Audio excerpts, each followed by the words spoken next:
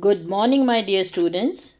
Today in history, we are going to continue the same chapter, that is Rise of Nationalism in Europe. Children, today in this chapter, we are going to study the last topic, that is nationalism and imperialism. Children, before we start the last topic, let's quickly revise what we have studied till now. Children, if you remember, we have started this chapter with French Revolution and the idea of nation.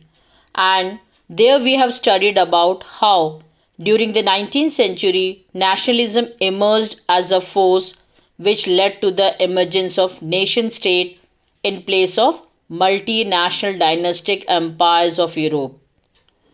Children, the French Revolution of 1789 paved the way for the modern nation state. Then we have studied about the Napoleonic Code, and in this we have seen how Napoleon destroyed democracy in France, but he incorporated revolutionary principles by introducing the Civil Code of 1804, which came to be known as Napoleonic Code. Children, if we remember, the code had removed all the privileges based by birth, established equality before the law, and secured the right to property. Then we have studied about the making of nationalism in Europe.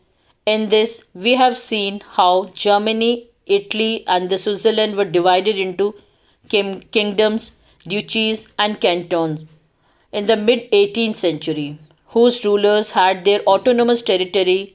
They did not share a collective identity or a common culture. After that, a new conservatism after 1815 and the signing of Treaty of Vienna. Then the Age of Revolution from 1830 to 1848. There we have studied about the July Revolution, independence of Greek in 1832, then hunger, hardship, and popular revolts in Europe. After that, the making of Germany, Italy, and in our yesterday's class, we have studied about the unification of Britain and the visualization of nation. And today, we are going to take the last topic, that is nationalism and imperialism. Children, nationalism no longer retained its idealistic liberal democratic sentiments by the last quarter of 19th century. Towards the last quarter of the 19th century, nationalism could not retain its idealistic liberal and democratic sentiments. Nationalism now developed into a narrow belief with limited ends to achieve. Intolerance among the nationalist group emerged, and they were always prepared for war to achieve their personal goals. The nationalist aspiration of their people were divided towards the domination of the colonies. Nationalism came to be identified with increasing control over more territories and came to be known as imperialism. Children, now once again, let's see the meaning of nationalism. Nationalism is the belief that one's greatest loyalty should not be to a king or an empire, but to a nation of a people who shares a common culture and history. And what is the meaning of imperialism? The policy of extending a nation's economic, political, and or a social control over a weaker nation.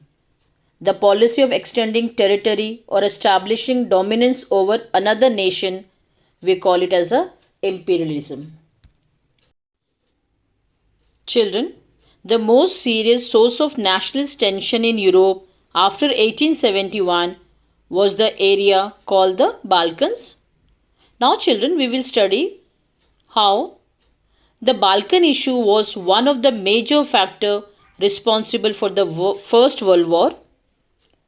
Children, The Balkan was a region of geographical and ethnic variation comprising modern day Romania, Bulgaria, Albania, Greece, Macedonia, Croatia, Bosnia Herzegovina, Slovenia, Serbia, and Montenegro, whose inhabitants were broadly known as Slavs. A large part of the Balkans was under the control of Ottoman Empire.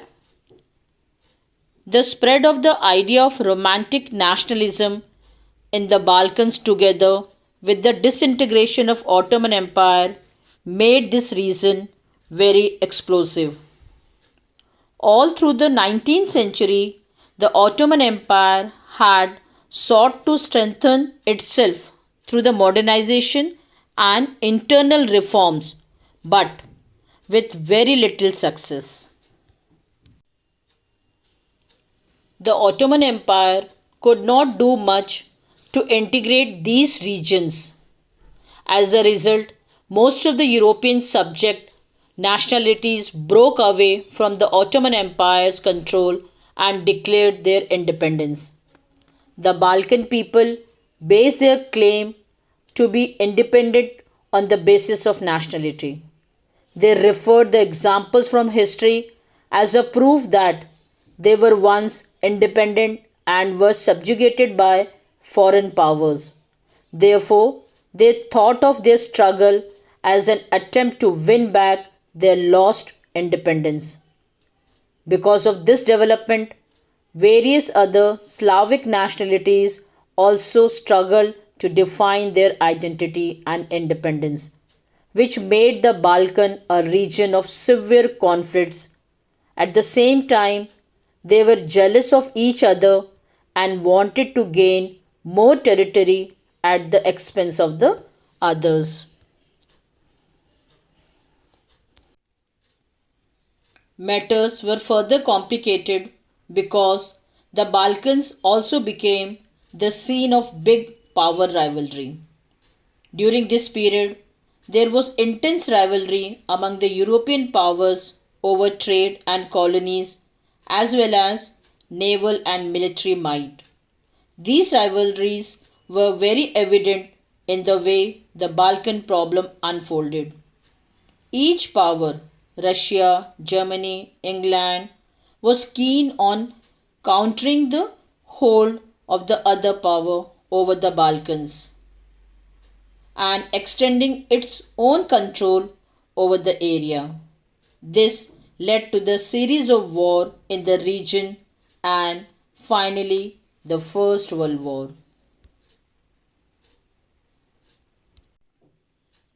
Children, nationalism aligned with imperialism led Europe to disaster in 1914. But meanwhile, many countries in the world which had been colonized by the European powers in the 19th century began to oppose imperial domination.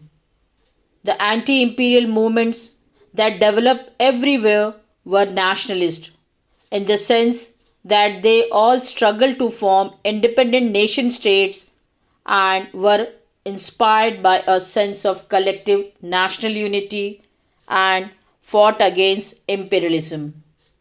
European ideas of nationalism were replicated, for people everywhere developed their own specific variety of nationalism. But the idea that society should be organized into nation state came to be accepted as natural and universal. That's all for today, children. Thank you and have a nice day.